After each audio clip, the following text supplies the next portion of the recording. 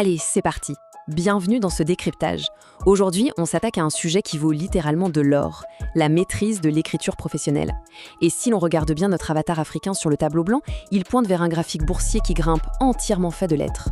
Eh bien, ce n'est pas un hasard. On a trop souvent tendance à croire que la paperasse, c'est juste de l'administratif barbant. Ah, grosse erreur. C'est en réalité une véritable arme économique, un levier financier absolument redoutable. Au menu de cette petite masterclass, 1. L'impact financier des mots. 2. Les piliers du style pro. 3. La magie de la concision. 4. L'anatomie d'une lettre. Et enfin, 5. L'art de maîtriser le ton juste. Bref, on a tout ce qu'il faut pour construire des correspondances qui rapportent. On entre tout de suite dans le vif du sujet avec notre première partie, l'impact financier des mots, ou pourquoi bien écrire permet tout simplement de faire de sacrées économies. Faut bien comprendre un truc. Une phrase mal tournée, ce n'est pas juste une petite coquille inoffensive. Non, ça peut signifier un contrat perdu, un paiement bloqué pendant des mois ou des litiges qui finissent par coûter une véritable fortune. À l'inverse, une communication limpide, ça accélère le mouvement, ça rassure instantanément les partenaires. En fin de compte, chaque email ou chaque rapport qui part, c'est un reflet direct du bilan financier de l'entreprise. Ce qui nous amène naturellement à notre deuxième partie, les piliers du style pro, c'est-à-dire les règles absolument fondamentales de la rédaction commerciale. Là, notre avatar nous dresse les 4 piliers incontournables. Ce qu'il faut retenir, c'est qu'en affaires, il n'y a aucune place pour les effusions de sentiments ou le blabla confus. C'est du solide. L'objectivité d'abord, on s'en tient purement aux faits. Ensuite, la précision, on donne des références exactes pour ne faire perdre de temps à personne. Troisième pilier, la courtoisie, c'est indispensable pour fidéliser. Et le petit dernier, la concision. La règle d'or, une phrase égale une idée. Point final.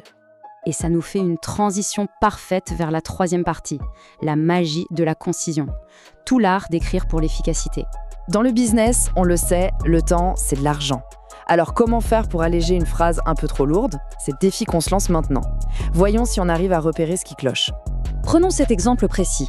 Avant, ses clients offrent des garanties qui sont excellentes. Bon, d'accord. Après, ses clients offrent des garanties excellentes. C'est tout bête, hein? On a juste viré le « qui sont ». Et boum, c'est beaucoup plus direct, ça respire, et l'information passe en une fraction de seconde. Il suffit d'imaginer ce petit gain de temps multiplié par des milliers d'échanges sur une année entière. L'impact sur la productivité globale est juste colossal. Autre piège hyper classique, comment éviter de se prendre pour un romancier quand on rédige? On les connaît, ces fameux paragraphes interminables, chargés d'émotions qui racontent toute une histoire avant de cracher le morceau. Spoiler, ça noie complètement le message commercial. La preuve par l'exemple, juste ici. D'un côté, on a un récit super confus. Je vous prie de faire savoir comment vous conduiriez la chose avec l'entreprise en cours de bail. Oula, c'est vraiment indigeste.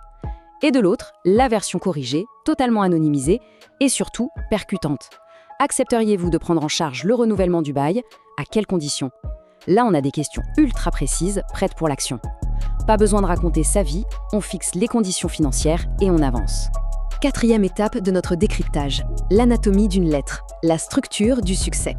Sur notre tableau, on voit le document se construire étape par étape, de haut en bas. Un en-tête, un objet clair, le corps du message et la formule de politesse avec sa signature. Attention, ce n'est pas juste pour faire joli dans un classeur. Une structure ultra standardisée, ça impose immédiatement le respect et ça permet un traitement administratif à la vitesse de la lumière. Petit focus sur le haut de la page. L'en-tête doit annoncer la couleur directe. Qui parle? Juste en dessous, il y a l'objet. L'objet, c'est vraiment le phare dans la nuit pour le lecteur. Ça doit annoncer haut et fort l'objectif unique de la lettre. On ne laisse jamais planer le mystère, on va droit au but. Et quand on descend un peu sur le document. Le corps du texte, c'est là qu'on déroule l'argumentaire, de façon très logique. Puis, on verrouille le tout avec une signature bien nette. Et il ne s'agit pas juste d'un petit gribouillis en bas de page, attention.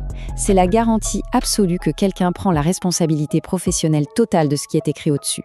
On arrive enfin à notre 5e et dernière partie, et c'est sûrement la plus délicate de toutes, maîtriser le ton juste et trouver le bon équilibre. Surtout quand il y a de l'argent ou des impayés dans la balance, le ton fait absolument toute la différence.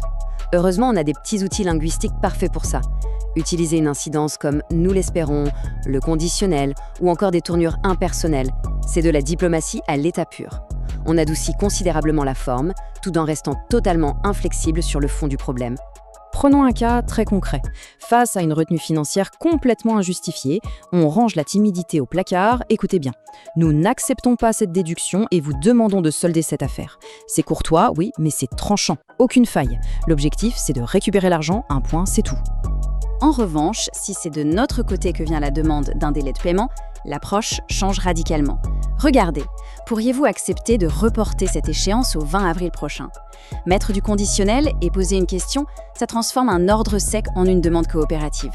La magie opère juste en choisissant les bons mots. Pour conclure ce décryptage, gardons bien ça en tête. Une écriture affûtée, c'est un véritable super pouvoir financier. C'est le moment idéal pour reprendre le contrôle de nos claviers. Si cette analyse s'est révélée utile, on n'oublie pas de s'abonner à la page YouTube pour découvrir plein d'autres compétences pro tout aussi incontournables. Allez, une petite réflexion pour la route avant de retourner aux affaires courantes. La prochaine lettre qui partira du bureau va-t-elle sceller le contrat ou bien le faire couler? À très vite.